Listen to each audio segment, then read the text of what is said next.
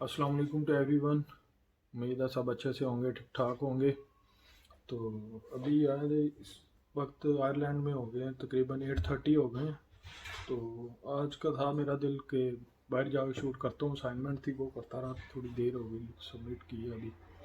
तो हमारे इधर अपार्टमेंट्स में जगह है नीचे ना, काफ़ी आउटडोर, तो वहीं पे जाके शूट करता हूँ क्योंकि बाहर तो लॉकडाउन है, बाहर तो जा नहीं सकते। वैसे भी अभी का टाइम काफ़ी हो गया है। तो चलें चलते हैं, आपको दिखाते हैं।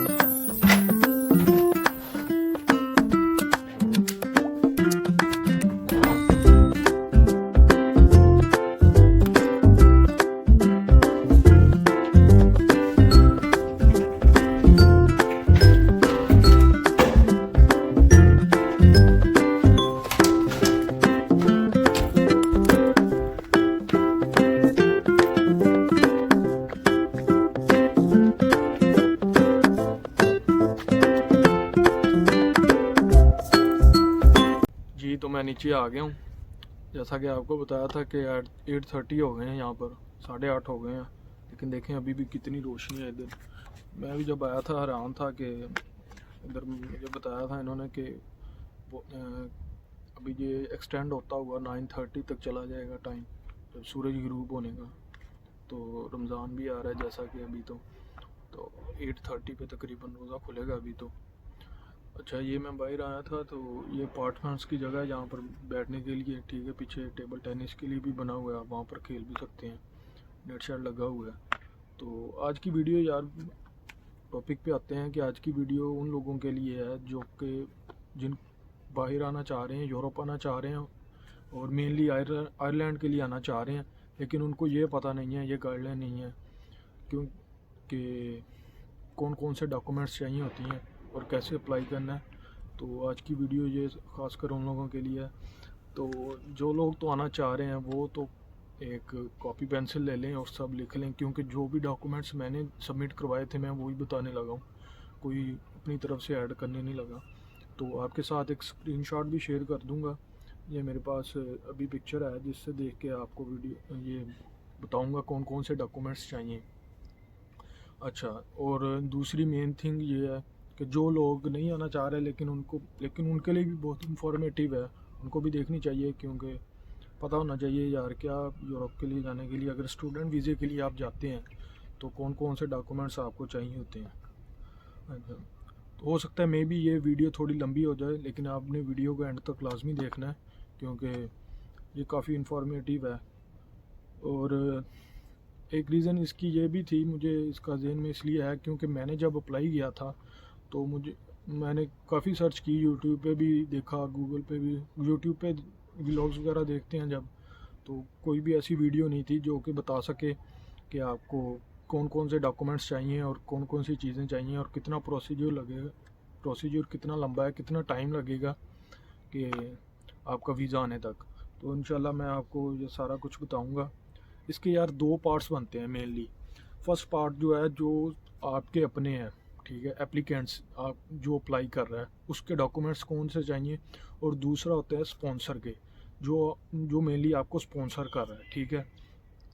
तो अभी इस वीडियो में तो ज़्यादा लंबी हो जाएगी क्योंकि वीडियो वो काफ़ी लंबी हो जाएगी। तो मैं आपको जो है जो स्टूडेंट के, जो आपके जिसने आना है, मतलब उसके डॉक्यूमेंट्स जो चाहिए होते हैं वो आपको बताऊंगा कि कौन कौन से डॉक्यूमेंट्स चाहिए एप्लीकेंट के, सही है। एप्लीकेंट्स के डॉक्यूमेंट के लिए सबसे पहले हमारे पास आती है वीज़ा फ़ी रेसिप्ट और अपॉइंटमेंट। अच्छा, ये तो मतलब कि ये जो चीज़ है ये सबसे आखिर में आती है कि जब कि आपके डॉक्यूमेंट्स रेडी हो जाते हैं तो आपको वीज़ा के लिए अपॉइंटमेंट लेनी होती है। ऑस्ट्रेलिया में जैसा हो गया, ऑस्ट्रेलिया में आपका इंटरव्यू वगैरह होता है ऑस्ट्रेलिया के लिए जब आप अप्लाई करते हैं। तो ऑस्ट्रेलिया का मुझे पता है, लेकिन आयरलैंड के लिए कोई इंटरव्यू नहीं होता। आपके डॉक्यूमेंट्स जस्ट रेडी करने हैं, ठीक है। आपने अपॉइंटमेंट लेनी है और आपको एक अपॉइंटमेंट फ़ीस होती है, उसकी एक रिसिप्ट मिलती है। फ़ी जब आप पे करते हो आपको ऑनलाइन एक रिसिप्ट मिलती है, आपको टाइम बता दिया जाता है। तो वहाँ पर गैरी का जो है ना, गैरी का इनका इंस्टीट्यूट है, मतलब वहाँ पे जाके आपका डॉक्यूमेंट सबमिट होते हैं वो सारा। जब आप वीज़ा के लिए अप्लाई करते हैं, वीज़ा तो फ़ी पे करते हैं, आपको चालान मिलता है, वहाँ नीचे एड्रेस वगैरह लिखा होता है कि आपने कहाँ जाके वो अपनी वीज़ा फ़ाइल सबमिट करवानी है। ये इसलिए पहले आ गया क्योंकि वीज़ा फ़ाइल जब सबमिट करवाते हैं ना, तो पहले सबसे पहले वीज़ा फ़ी रिसिप्ट फ़ाइल में सबसे ऊपर जो है वीज़ा फ़ी रिसिप्ट होती है, और अपॉइंटमेंट का एक लेटर होता है वो लगता है, तो इसलिए ये सबसे पहले है। तो अब ये जो है ना, मैं स्क्रीनशॉट पिक्चर आपके साथ साथ में शेयर कर दूंगा, आप पॉज करके या तो वो स्क्रीनशॉट ले लें, तो या एंड पे लगा दूंगा, आप उसे देख लेना, डाउनलोड कर लें, और उसके लिहाज से आप जो है डॉक्यूमेंट सबमिट करें, अपनी वीज़ा फाइल सबमिट करें। अच्छा, उसके बाद आती है ऑनलाइन एप्लीकेशन समरी। ये भी एक एप्लीकेशन समरी होती है ऑनलाइन, ठीक है, कि आपने एप्लीकेशन जो सबमिट कर रहे हैं उसकी क्या रीज़न्स हैं, क्या चीज़ें हैं, वो आपकी एप्लीकेशन एक समरी में आ जाती है। उसके बाद सबसे मेन पासपोर्ट और पिक्चर्स। वो लड़के, वो स्टूडेंट्स जो अप्लाई करना चाह रहे हैं लेकिन उनका पासपोर्ट अभी नहीं बना, वो सबसे पहले तो पासपोर्ट बनवाना है ना आपने। फ़र्ज़ करें आप 8th सेमेस्टर में हैं, जैसा मेरा सीन था कि आपको पता है आपने बाहर जाना है पढ़ने के लिए, या आपका इरादा बन गया है, तो सबसे पहले आपने पासपोर्ट बनवाना है, ठीक है। पासपोर्ट के लिए उसी वक्त अप्लाई कर देना। उसके बाद है वीज़ा एप्लीकेशन फ़ॉर्म, क्वेश्चनियर भी एक फ़ॉर्म होता है, वो भी मैं वीडियो के नीचे अगर मेरे पास पड़ा हुआ तो शेयर कर दूंगा आपके साथ। एक क्वेश्चनियर होता है, उसमें यही चीज़ें होती हैं उनकी। हाँ, इनकी आयरलैंड की वेबसाइट पे भी पड़ा हुआ है, वहाँ पे visa.ie की पे जाएं आप, ठीक है। तो शायद हाँ, उनकी फॉर्म वहाँ पर पड़ा हुआ है कि फॉर्म, वहाँ पर फॉर्म पढ़ कॉल आ रही है, 1 मिनट यार। अच्छा, उधर फॉर्म पड़ा हुआ है, तो आप उधर जाएं, उधर जाके फॉर्म डाउनलोड करें। क्वेश्चनियर में यही चीज़ें होती हैं, क्वेश्चन के आंसर देने होते हैं कि आप क्यों जा रहे हैं, आपके रिलेटिव्स हैं या नहीं हैं। मेनली आपने जो भी है रिलेटिव्स नो लिखना है, कोई फ्रेंड नहीं है मेरा, ठीक है। तो ये सबसे मेन है कि जब भी आप जाएं तो आप अप्लाई करना है, तो आपने क्वेश्चनियर में कभी भी आपने ये नहीं बताना कि मेरा, अगर आपका जानने वाला कोई है या फ्रेंड है या कोई रिलेटिव्स हैं, तो आपने ये नहीं कहना कि मेरा वहाँ पर रिलेटिव है, अगर आप स्टूडेंट के लिए अप्लाई कर रहे हैं तो। उसके बाद आती है receipt offer acceptance with fee receipt and medical insurance. हाँ, ये जो है ना, ये एक लेटर होता है जो आप यूनिवर्सिटी, पहले आपको ऑफ़र लेटर आता है, ऑफ़र लेटर के बाद आप जब फ़ी पे कर देते हैं तो वो एक और लेटर भेजते हैं जिसमें ये मेंशन होता है कि फ़ी पे हो गई है, ठीक है। तो वो लेटर्स आपका एक्सेप्टेंस लेटर और वो लेटर दोनों फ़ी चलान वाला, फ़ी पे वाला लेटर एक आता है, वो आप साथ लगेगा, ठीक है। उसके बाद आती है मेडिकल इंश्योरेंस। मेडिकल इंश्योरेंस आप कहीं भी से भी करवा सकते हैं, आपकी यूनिवर्सिटी में जिसमें एडमिशन ले रहे हैं कहीं, वो भी आपको मेडिकल इंश्योरेंस प्रोवाइड कर रही होती हैं, तो आप वहाँ से मेडिकल इंश्योरेंस तकरीबन 20,000 रुपये मेडिकल इंश्योरेंस के लगते हैं, 20 से 22,000, मेरी इतने में हुई थी। तो मेडिकल इंश्योरेंस ज़रूरी है, मेडिकल इंश्योरेंस करवाएं। स्टेटमेंट ऑफ पर्पस, SOP आगे आता है। स्टेटमेंट ऑफ पर्पस यही है, उसमें भी कुछ यही चीज़ें इंक्लूड होती हैं कि आप क्यों जा रहे हैं, आप स्टे करेंगे या नहीं करेंगे, ठीक है। आपका इंटरेस्ट है स्टडी में तो क्यों है। तो मेरा जैसे पहले भी प्रीवियस IT में डिग्री थी, तो मैंने इसलिए यही लिखा था कि मेरी IT में, तो मैं IT में आगे जाना चाह रहा हूँ, IT में पढ़ना चाह रहा हूँ, तो मैं डाटा एनालिटिक्स करना चाह रहा हूँ। तो ये चीज़ SOP में आती है। आगे आती है स्टूडेंट पर्सनल बैंक स्टेटमेंट। ये भी ज़रूरी है। अब देखें, मुझे तो ऐसा कुछ पता नहीं था, मेरी बैंक स्टेटमेंट इतनी अच्छी नहीं थी। वही पैसे थे जो मैं हॉस्टल रह रहता था, तो मेरे हॉस्टल में के लिए भेजते थे घर से, वही होते थे, वो मैं महीने के महीने एवरी मंथ जो है वो मेरे एक्सपेंस हो जाता था, लेकिन मेरी स्टेटमेंट नहीं थी। लेकिन अब जो है आपको पता लग गया, तो आप अगर हो सके तो आपको पता है आपने जाना है, तो आप अपनी बैंक स्टेटमेंट अच्छी बनवा लें। हो सके तो जितने पैसे हों वो रखवा लें। तकरीबन 6 मंथ की बैंक स्टेटमेंट चाहिए होती है। अगर आप 6 के बाद रखवाएंगे ना, यानी कि अब वीज़े के लिए अप्लाई करने लगे और अपनी बैंक स्टेटमेंट के लिए पैसे रखवा दें, तो वो आपसे पूछेंगे, क्वेश्चन अराइज करेंगे कि आपने भी पैसे कहाँ से आए हैं, आपका सोर्स ऑफ इनकम क्या है, और ये चीज़ वो चीज़। उसके बाद आता है स्टूडेंट डिक्लेरेशन। ये भी एक लेटर होता है, अपने स्टूडेंट डिक्लेयर करता है, जैसे एफिडेविट होता है ना, तो वो उसमें लिखा होता है। तो एफिडेविट जैसे स्टूडेंट डिक्लेरेशन में आता है तो वो आपने सबमिट होना है। यार सर्दी हो रही है, ठंड हो गई है, मैं जैकेट वगैरह भी नहीं पहन के आया तो सर्दी लग रही है मुझे भाई।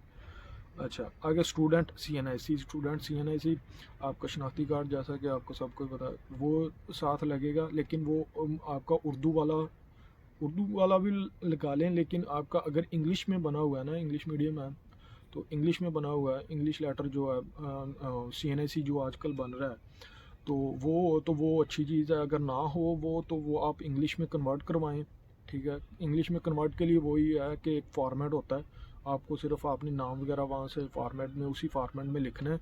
वर्ड में जाके, माइक्रोसॉफ्ट वर्ड में जाके आप लिख लें तो वो चेंज हो जाएगा।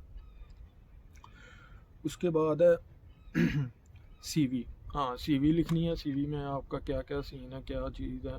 CV आप सबको पता है, CV बनानी है अपनी। आइट्स का सर्टिफिकेट, हाँ, जब भी आपने अप्लाई करना है ये दो चीज़ें जहन में रख लें कि आपने जब भी अप्लाई करना है अपनी बैंक स्टेटमेंट के लिए रेडी हो जाएं, ठीक है। अगर आपने अपने अकाउंट में नहीं है तो अपने फादर या जो भी आपको स्पॉन्सर कर रहा है ना, तो उसके बैंक अकाउंट में पैसे रखवा लें। 6 माह से पहले की आपकी बैंक स्टेटमेंट होनी चाहिए, तकरीबन 6 माह की होनी चाहिए मिनिमम। और आइट्स, अगर आपको पता है कि आपने जाना है स्टडी के लिए, ठीक है, तो आप आइट्स सबसे पहले ज़रूरी है। इन सब चीज़ों में से सबसे पहले आइट्स ज़रूरी है। अगर आइट्स पास होगा, आइट्स में स्कोर करोगे तो फिर ही आप आगे बढ़ पाओगे, ठीक है। आइट्स मैंने भी ऐसे ही किया था। बाकी जो है पैरेलल साथ साथ काम चलते रहते हैं, बाकी पैरेलल डॉक्यूमेंट्स तैयार होते रहते हैं, लेकिन आइट्स सबसे ज़रूरी है। जब तक आइट्स का ना आइट्स नहीं पास होगा, आइट्स में स्कोर नहीं आएगी तो आप आगे आपका प्रोसीजर नहीं हो सकता। आगे मैट्रिक का सर्टिफिकेट था वो लगा था, FSC का लगा था, ठीक है। स्टूडेंट बर्थ सर्टिफिकेट आपका लगेगा, और आपके मेरा स्टूडेंट का भी लगता है और फादर का भी लगता है, वो इसमें नहीं मेंशन, लेकिन वो आपको मैं बता देता हूँ। फादर का सर्टिफिकेट, बर्थ सर्टिफिकेट भी चाहिए होता है, तो ये दोनों भी निकलवा लेना, ठीक है। पासपोर्ट रेडी कर लेना और आइट्स के लिए शुरू हो जाना। और उसके बाद आता है affidavit of support from father. अच्छा, ये आ गया, फादर वाली चीज़ें आ गई हैं, वीडियो भी काफ़ी लंबी हो गई है। अच्छा, इनमें से कुछ चीज़ें हैं और आपको मैं ऐड कर दूं। उसमें ये है कि बैचलर्स की, जो आपने अगर बैचलर्स के लिए आ रहे हैं तो बैचलर में तो सिर्फ वो फिर FSC का और मैट्रिक का रिज़ल्ट लगेगा, ठीक है। अगर आप मास्टर के लिए आ रहे हैं तो अपने बैचलर्स की अपनी डिग्री निकलवा लेनी है, ठीक है। मेनली ये जो है एम्बेसी वाले ये नहीं देखते। एम्बेसी में जो डॉक्यूमेंट सबमिट होते हैं उसमें वो लोग ज़्यादातर बैंक स्टेटमेंट को और आपकी मेडिकल इंश्योरेंस को देखते हैं हुई है, और उसके अलावा आपका देखते हैं कि आपके रिसोर्सेज देखते हैं, आपके पास फंड्स कितने ज़्यादा हैं, आप 1 ईयर स्टे कर सकते हैं कि नहीं कर सकते। 1 ईयर का अगर MS का जैसे प्रोग्राम है, अगर आप बैचलर्स का प्रोग्राम के लिए अप्लाई कर रहे हैं तो उसमें आपकी बैंक स्टेटमेंट ज़्यादा होनी चाहिए। हाँ, अब बैंक स्टेटमेंट की बात कर देते हूँ कि मास्टर्स के लिए बैंक स्टेटमेंट कम चाहिए होती है, और बैचलर्स के लिए, अगर बैचलर के लिए अप्लाई कर रहे हैं तो आपकी तकरीबन 70-80 लाख की होनी चाहिए। आपकी पाकिस्तान की बात कर रहा हूँ, और इसी से अगर आप इंडिया की बात कर लें तो 50-60 लाख की आपकी बैचलर के लिए अगर अप्लाई कर रहे हैं तो बैंक स्टेटमेंट लाजमी होनी चाहिए। और आपने जो भी है सोर्स ऑफ फंड्स वगैरह अपने शो करने हैं अपने घर के, ठीक है, कागज़ वगैरह जो भी होते हैं वो। उसके बाद अगर आपका लैंडलॉर्ड है, ज़मीन है, वो लाजमी शो करें। आप जितनी चीज़ें शो करेंगे कि मेरे पास इतना पैसा, तो उतना आपका केस स्ट्रॉन्ग हो जाएगा, ठीक है। तो ये चीज़ें थी। अगर इनमें से फिर भी आपको कुछ क्लियर ना हो तो आप मुझे कमेंट सेक्शन में पूछ सकते हैं, मैं रिप्लाई करने की कोशिश करूँगा लाजमी इंशाल्लाह। तो इसी के साथ अब मिलेंगे नेक्स्ट वीडियो में एक अच्छे टॉपिक के साथ। हाँ, नेक्स्ट वीडियो इंशाल्लाह अब इसी पे जो है ना next topic. If this video informative please subscribe my channel.